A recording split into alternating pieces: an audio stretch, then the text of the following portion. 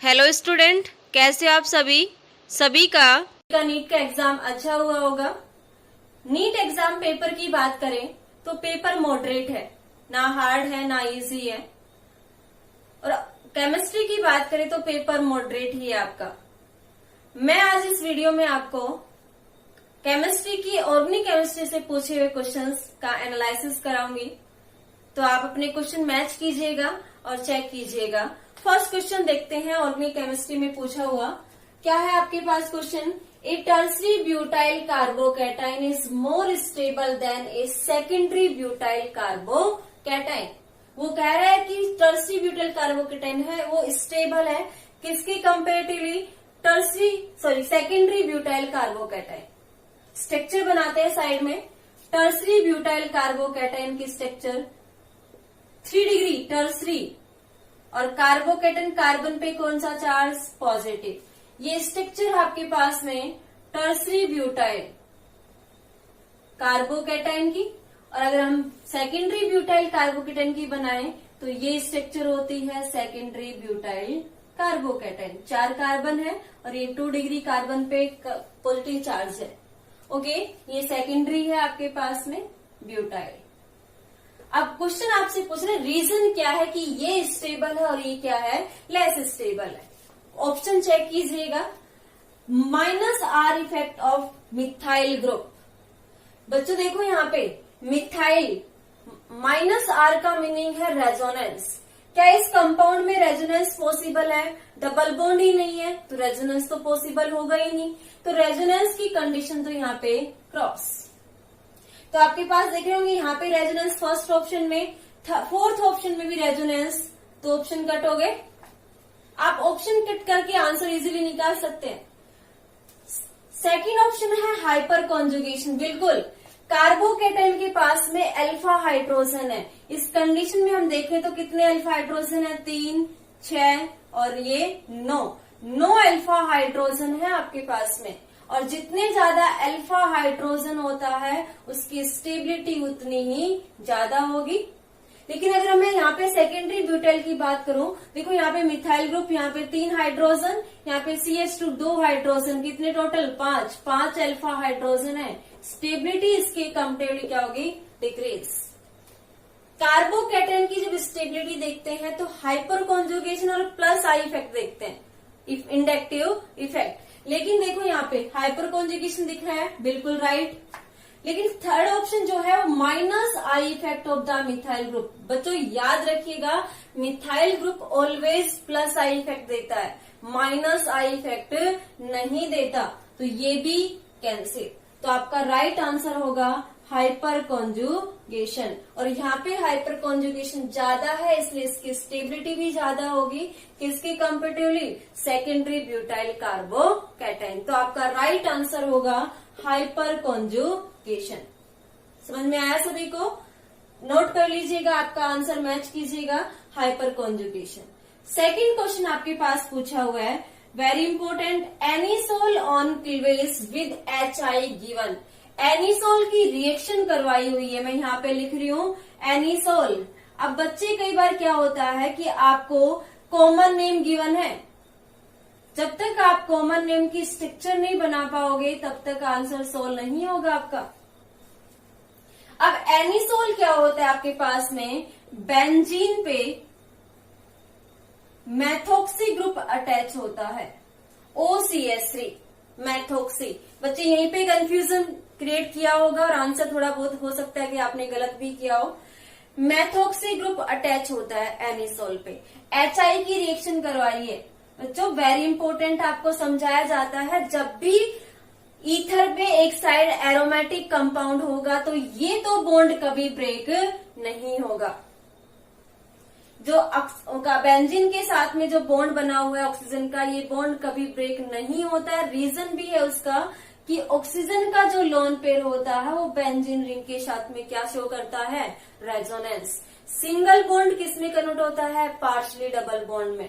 और partially double bond को break करना इजी नहीं होता, तो ये बॉन्ड तो ब्रेक नहीं होता, तो हमेशा कौन सा बॉन्ड ब्रेक होगा, OCH3। अगर हम देखें तो हाइड्रोजन कहाँ अटैच करेगा, ऑक्सीजन पे, और आई कहाँ अटैच करेगा, मिथाइल ग्रुप पे। तो आप आंसर चेक कर लीजिए कि ब्रेक डाउन होने के बाद प्रोडक्ट क्या बनेगा। भाई देखो बेंजीन पे आई जुड़ गया, पॉसिबल नहीं है। और यहाँ पे देखो C2H5 है, भाई C2H5 नहीं, मिथाइल ग्रुप होगा वहां पे। एनिसोल में CH3OCH3 अटैच होता है, C2H5 अटैच नहीं होता।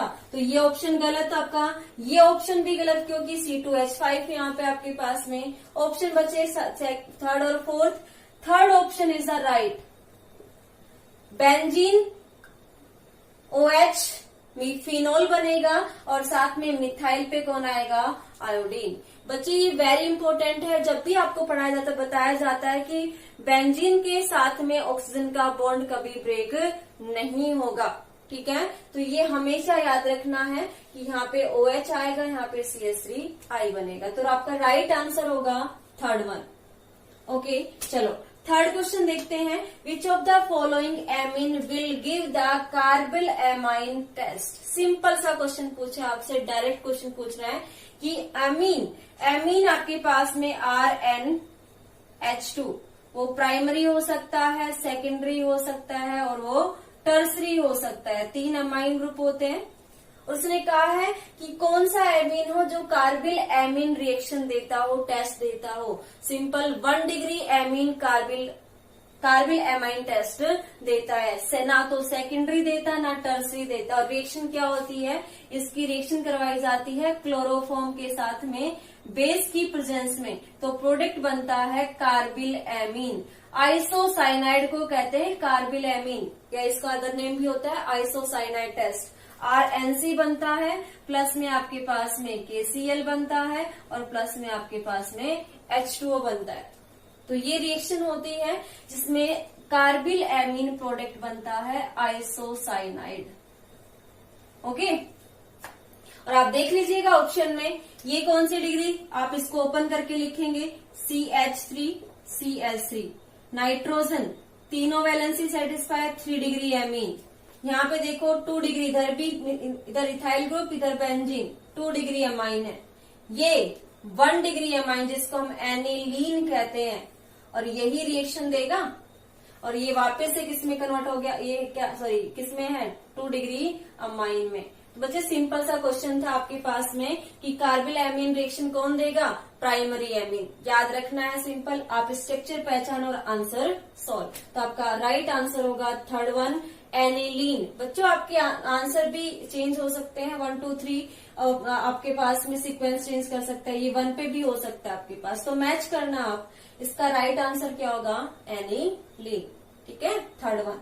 ओके तो ये 3 क्वेश्चन है, नोट करो फटाफट से आपके आंसर। इसका क्या होगा, हाइपर कॉन्जुगेशन, इसमें क्या होगा फिनोल और इसमें होगा आपके पास में एनिलीन।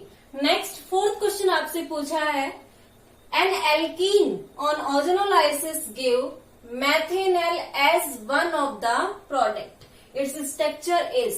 क्वेश्चन आपके पास में वो कौन सी एल्कीन है जिसके ओजोनोलाइसिस से एक प्रोडक्ट मैथेनॉल बनता है।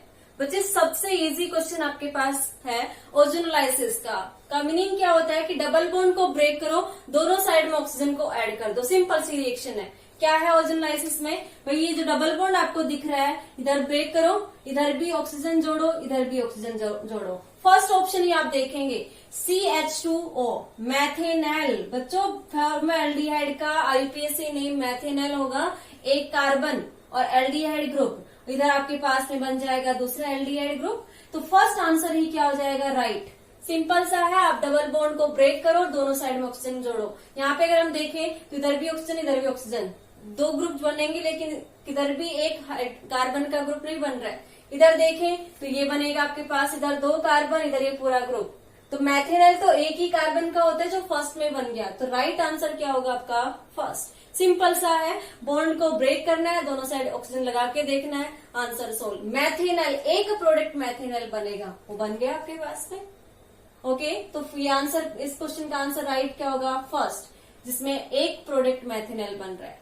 नेक्स्ट क्वेश्चन आपसे पूछा गया है, identify compound X in the following sequence of reaction. आपको एक रिएक्शन दी हुई है, compound react with Cl2 in the presence of H nu x बन रहा है आपका पास में मीडिएटर। नेक्स्ट इसकी रिएक्शन करवाई जाती है वाटर के साथ में 373 केल्विन पे और प्रोडक्ट बन जाता है बेंज एल्डिहाइड। इसका नेम क्या है?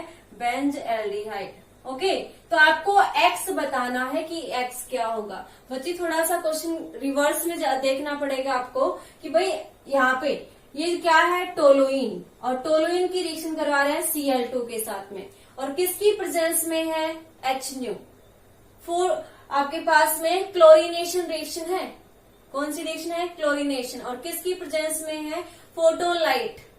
ठीक है, तो ये फ्री रेडिकल रिएक्शन होती है। याद रखना Cl2 की रिएक्शन HNO की प्रेजेंस में ऑलवेज sp3 कार्बन पे होती है, बेंजीन पे रिएक्शन नहीं होती। तो ये रिएक्शन कहाँ करेगा?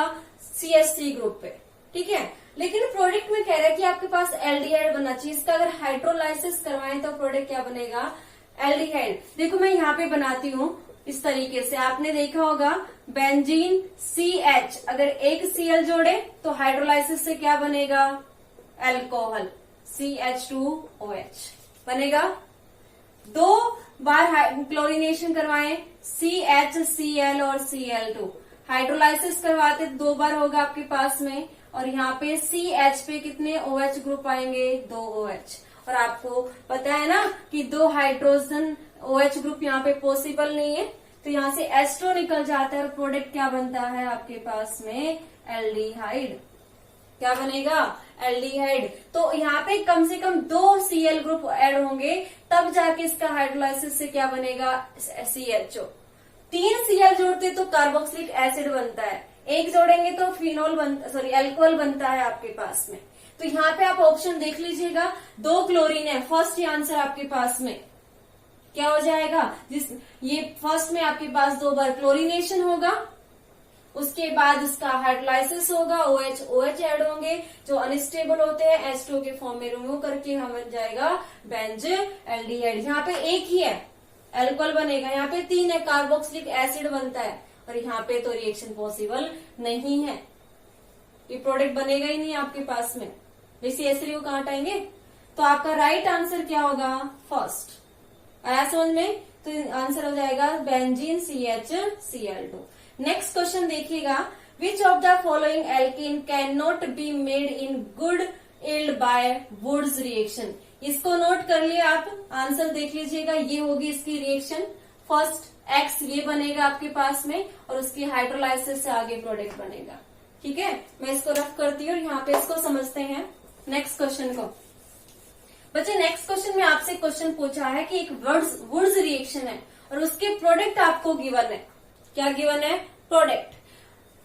विच of the following alkane can not be made in good yield by Wurtz reaction. वो कौन सी एल्कीन है जिसकी यील्ड अच्छी नहीं प्राप्त होती है वुड्स रिएक्शन से? वुड्स रिएक्शन होती क्या है भाई?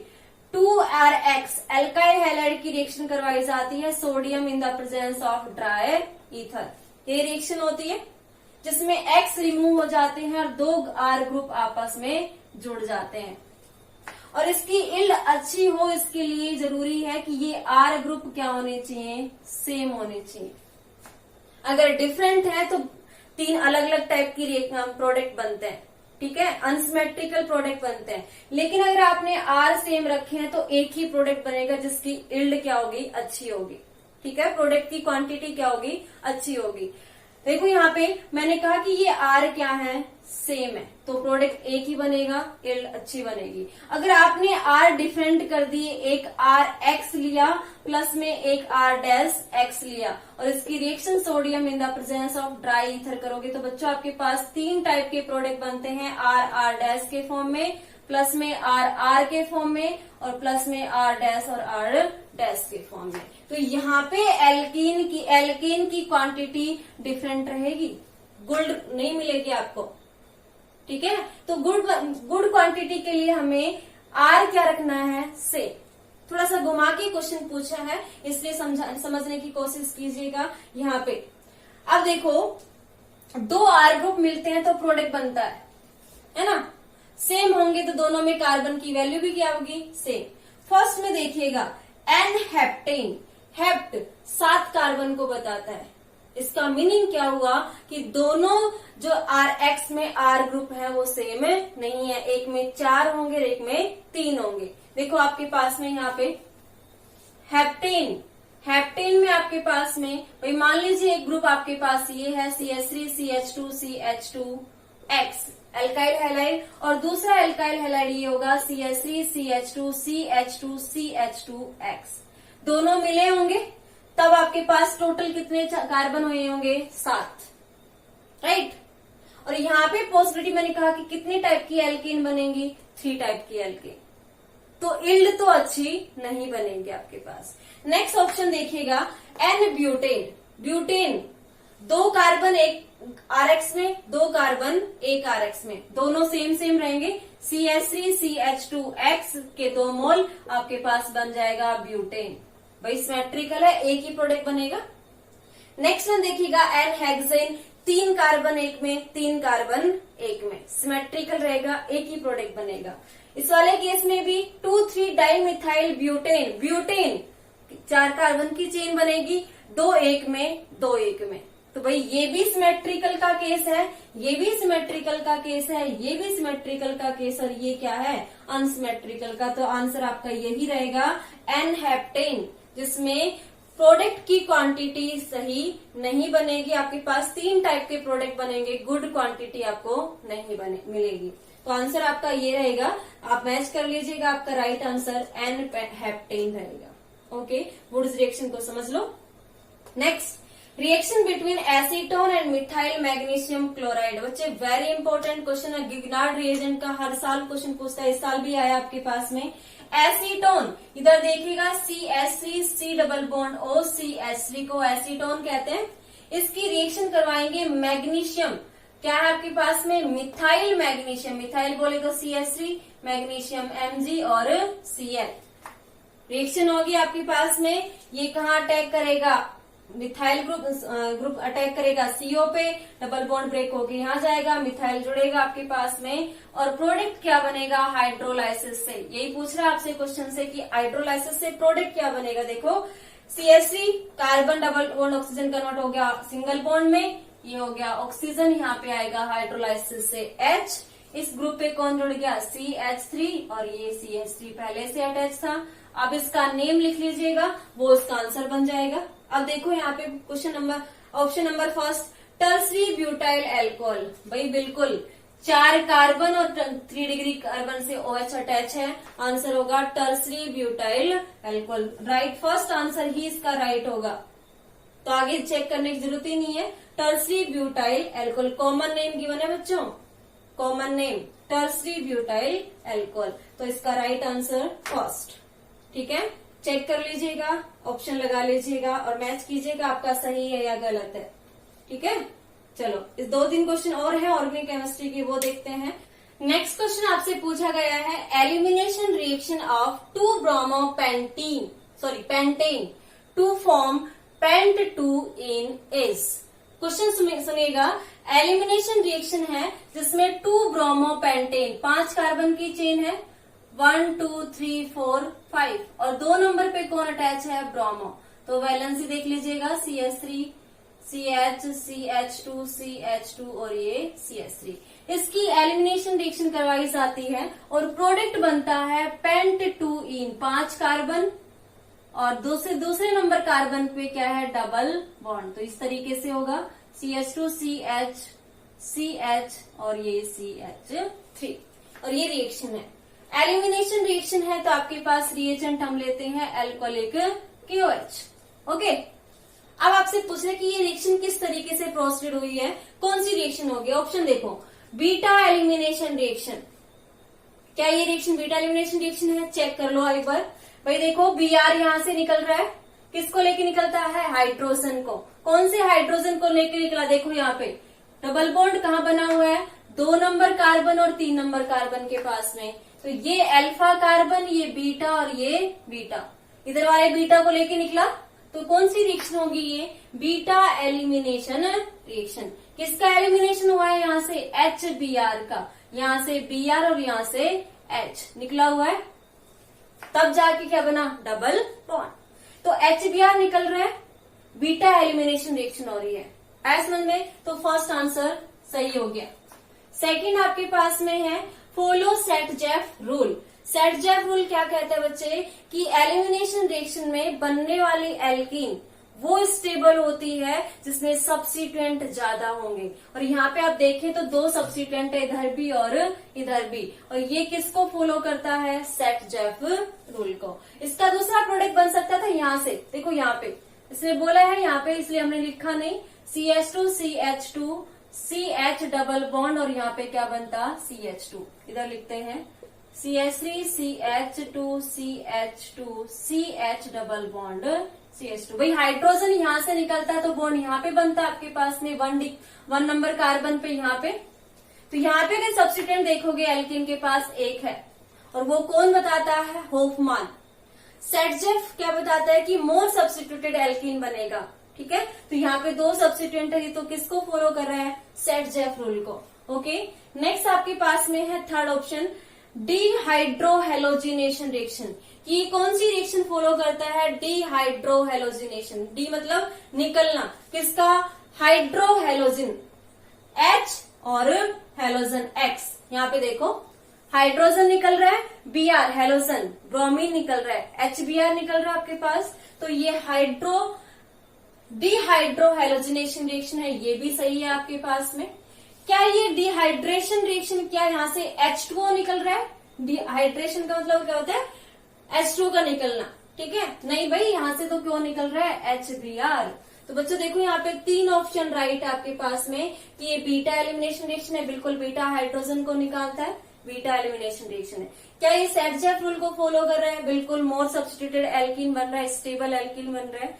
थर्ड वन आपके पास में है डिहाइड्रोहेलोजिनेशन, क्या HX को निकाल रहे हैं, हाँ, हाइड्रोजन और Br निकल रहे हैं यहाँ से।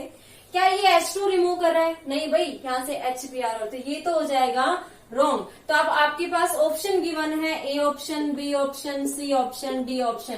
तो आपके पास डिफरेंट डिफरेंट है, जिसमें आपके राइट आंसर हो जाएगा A, B और C।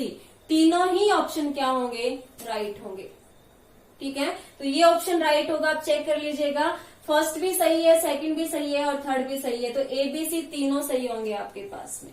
तो ये होगा इसका राइट आंसर।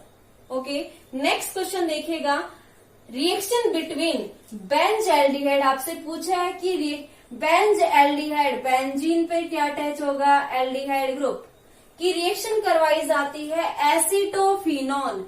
एसीटोफिनॉन की स्ट्रक्चर होती है CH3CO और इधर बेंजीन ग्रुप। ओके, किसकी प्रेजेंस में, डाइल्यूट NaOH बेस की प्रेजेंस में रिएक्शन करवाई जाती है। तो उस रिएक्शन का नेम क्या होगा। अब देखो बच्चे, यहाँ पे ये है बेंजल्डिहाइड जिसके पास में अल्फा हाइड्रोजन एब्सेंट है। तो आपके दिमाग में आया होगा एक बार कि ये कौन सी रिएक्शन होगी, कैनिजारो रिएक्शन। हम 2 टाइप की रिएक्शन पढ़ते हैं ना, जिनके पास अल्फा हाइड्रोजन एब्सेंट होता है, बेस की प्रेजेंस में रिएक्शन करवाते हैं। तो कौन सी रिएक्शन होगी, कैनिजारो। लेकिन बेस कैसा होना चाहिए, स्ट्रॉन्ग। यहाँ पे आपको दिया है डाइल्यूट, और साथ में आपको कीटोन भी दिया है भाई, और कीटोन के पास में अल्फा हाइड्रोजन प्रेजेंट है, मिथाइल के पास में देखो। तो ये कैनिजारो रिएक्शन नहीं होगी, ये कौन सी रिएक्शन होगी, एल्डोल। और एल्डोल कंडेंसेशन में भी कौन सी रिएक्शन होगी, सिंपल या क्रॉस होगी। 2 डिफरेंट मॉलिक्यूल है, एक एल्डिहाइड का है और एक क्या है, कीटोन का है। तो ये कौन सी रिएक्शन है, क्रॉस एल्डोल कंडेंसेशन रिएक्शन। आप ऑप्शन चेक कर लीजिए, फर्स्ट क्रॉस कैनिजारो, नहीं भाई, कैनिजारो में अल्फा हाइड्रोजन एब्सेंट होना चाहिए, और डाइल्यूट की जगह क्या होगा, स्ट्रॉन्ग बेस होगा आपके पास में, ठीक है। यहाँ पे और ये भी याद रखिएगा, कीटोन कैनिजारो रिएक्शन नहीं देता, एल्डिहाइड ही देता है। नेक्स्ट क्या है आपके पास, क्रॉस एल्डोल कंडेंसेशन, बिल्कुल राइट आंसर। आगे चलने की जरूरत ही नहीं है, क्रॉस है, 2 डिफरेंट मॉलिक्यूल है, उनके बीच में रिएक्शन हो रही है और एल्डोल कंपाउंड बन रहा है आपके पास में, और किसकी प्रेजेंस में, डाइल्यूट की प्रेजेंस में। तो ये कौन सी रिएक्शन होगी, क्रॉस एल्डोल कंडेंसेशन। भाई कैनिजारो स्ट्रॉन्ग बेस की प्रेजेंस में होता है, तो ये आपका राइट आंसर होगा। तो बच्चों ये थे आपके पास ऑर्गेनिक केमिस्ट्री के क्वेश्चंस। नीट एग्जाम 2020 में। इसको मैच कीजिएगा, अपने क्वेश्चंस को सोल्व कीजिए। कहीं आपको लगता है कि गलती हुई है, कि कहाँ गलती की है, आप हर एक क्वेश्चन को मैंने डिटेल में समझाया है, आप चेक कर लीजिएगा। ओके, अपने दोस्तों के साथ इस वीडियो को शेयर कीजिएगा। और अगर आपको फिजिकल केमिस्ट्री और इनऑर्गेनिक केमिस्ट्री का भी आंसर विद सॉल्यूशन चाहिए तो आप कमेंट बॉक्स में लिखिएगा, मैं उनको भी वीडियो बना के डाल दूंगी। Thank you so much, God bless.